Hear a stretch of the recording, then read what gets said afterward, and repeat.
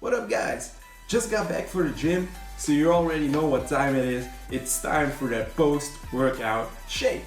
Now, don't get me wrong, something like an anabolic window doesn't exist. Don't ever believe anyone who tries to tell you that. It's just not true. Just make sure you get your daily intake of protein in and you'll be just fine. A good rule of thumb is 1 gram of protein per pound of body weight.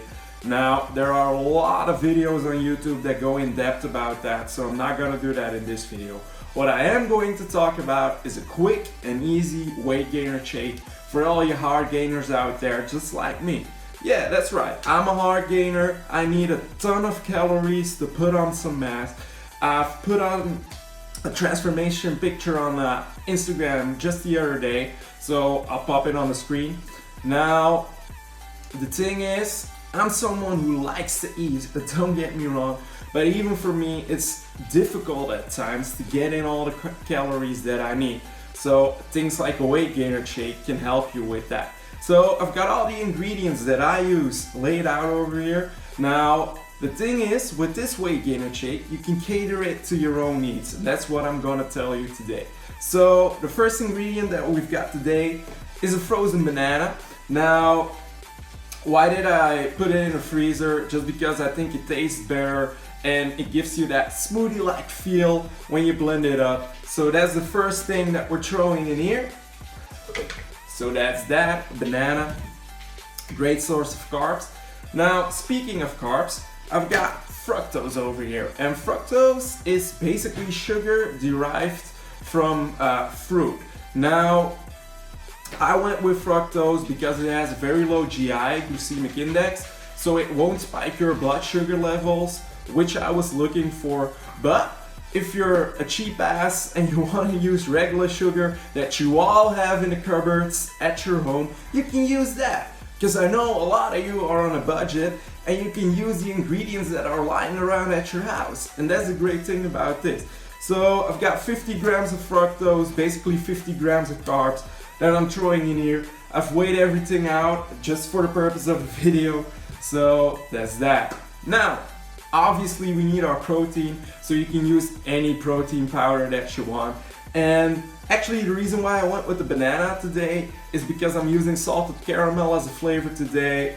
I find those two to mix very well and give you a really nice taste. So I've got a high protein dinner coming up later today. So I only need 30 grams of protein. And the tip that I want to give you guys is to weigh out your protein. So I know like every bag or every tub says like 1 scoop is X amount of grams of protein.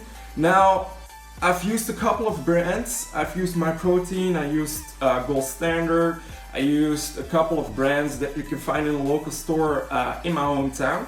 And I never found this to be true. So when you actually weigh out a scoop, you'll find that it's a lot more. Now when you're bulking, that's not a problem, but when you're cutting, that can become really problematic when you're measuring your daily intake.